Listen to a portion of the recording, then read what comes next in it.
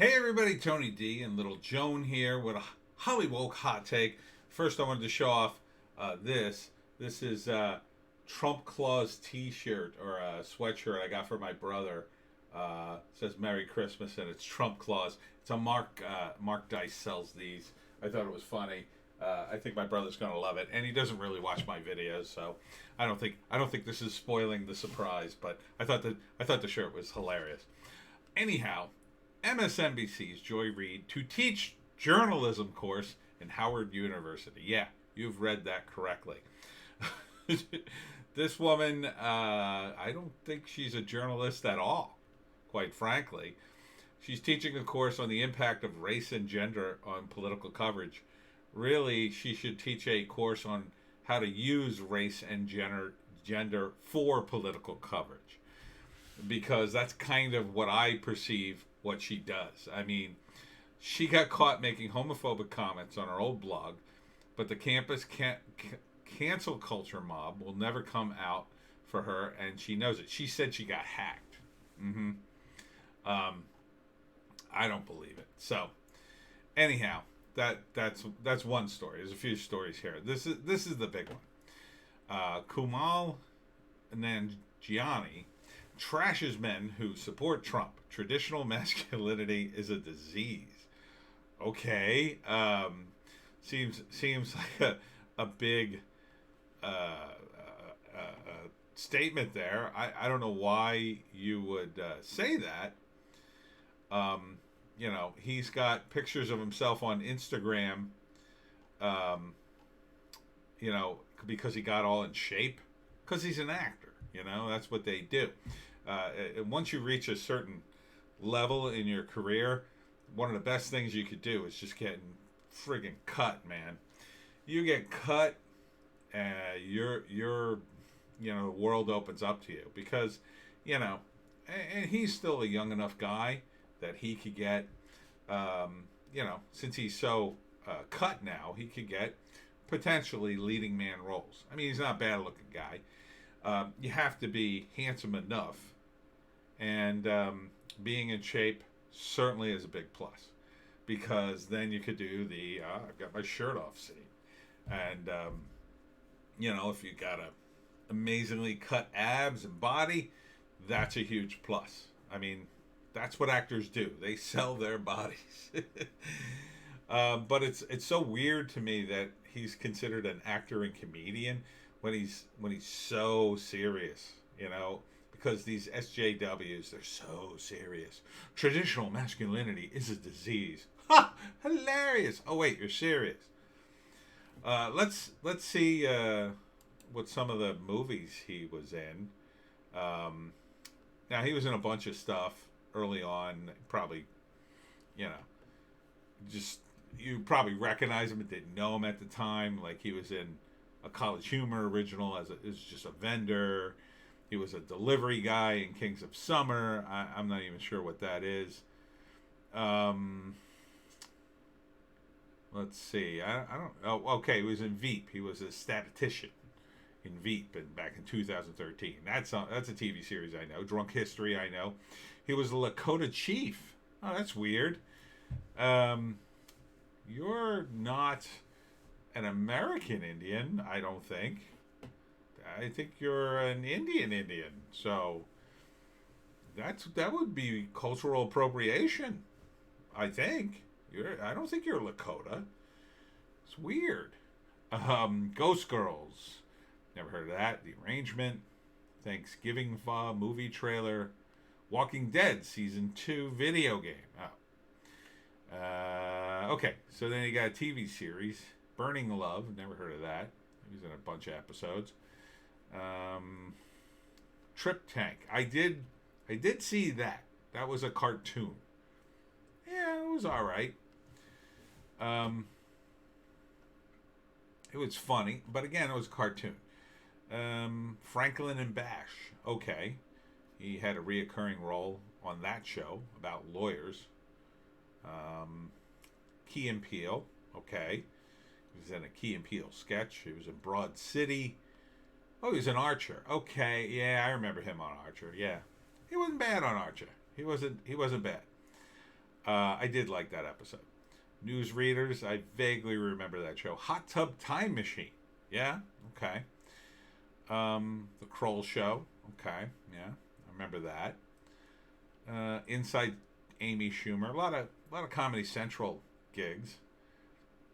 Community. He played a custodian. Lapari. I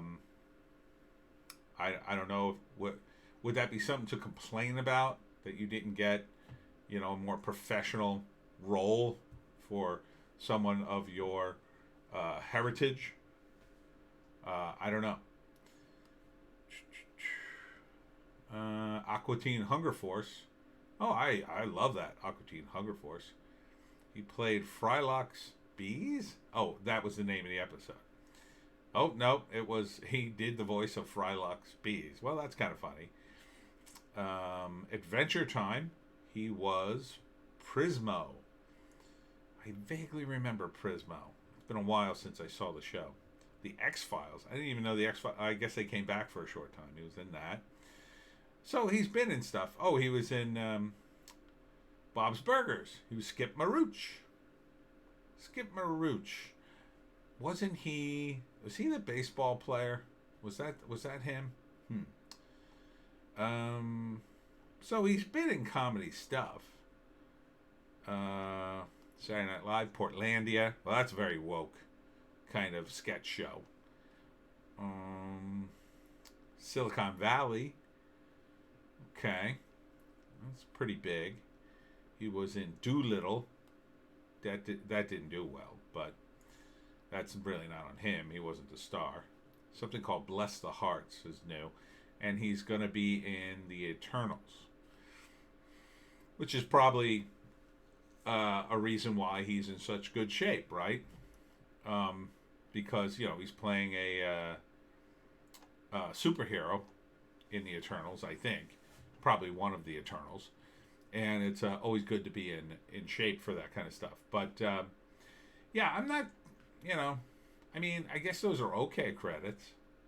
I'm not seeing anything that's kind of knocks it out of the park with comedy.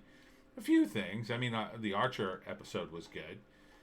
But Archer, it's got a lot of sexist stuff in it and traditional masculinity. I don't think you seem to have any problem taking their money. I mean, some of this stuff is pretty traditional stuff, dude. I mean, I don't know why you have to knock. I mean, look, Hot Tub Time Machine was a total bro movie. The second one and the first one. So, let's be honest. Your career's going well, so you can say all this woke BS, right? Because it just gets you attention and it scores you points on Twitter. If you're so down on masculinity, I mean, you could always, I don't know, take some estrogen, I guess, and be trans or something if that's what you're looking to do.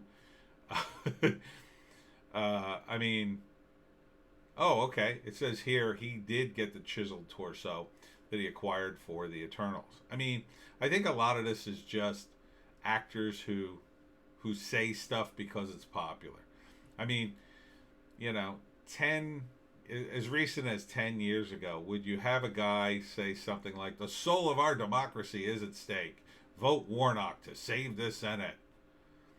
I mean, I think I think you're just alienating audience when you're that partisan. It's one thing to get up and say, "Hey, everybody vote." I mean, that's fine.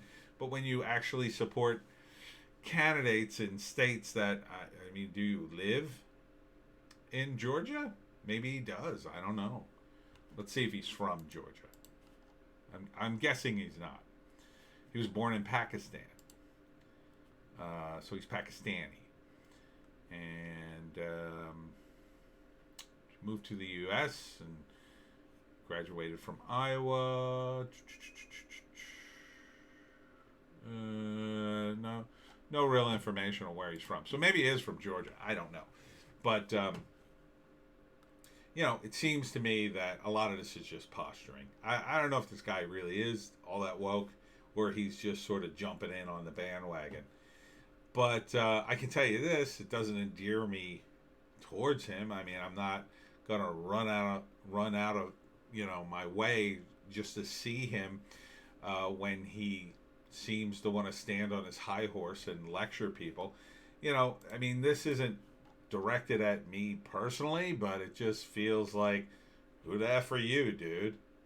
Who the F are you to say stuff like this? Traditional masculinity is a disease. You're a dude. You're a dude. So what does it say about you? Are you diseased?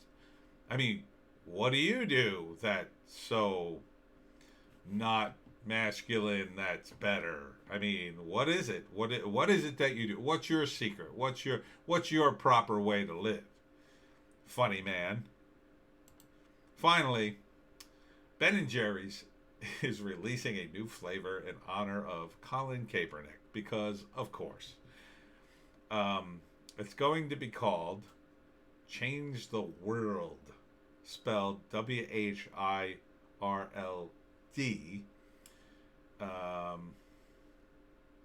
Ben & Jerry's is proud to honor Colin Kaepernick and one of the most prominent social activists today with its very own flavor, Change the World.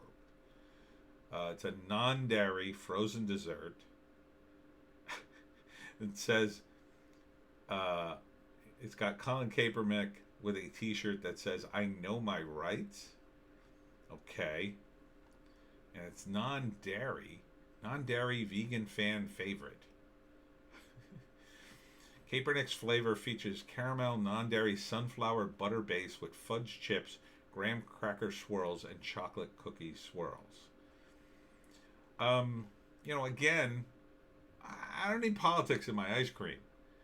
I mean, this is vegan, so I probably wouldn't buy it anyway, but this just annoys me, Ben & Jerry's. I like ice cream, and I liked, past tense, Ben & Jerry's without you picking sides in a fight. Quite frankly, Colin Kaepernick is the worst social justice warrior you could have possibly picked, in my opinion.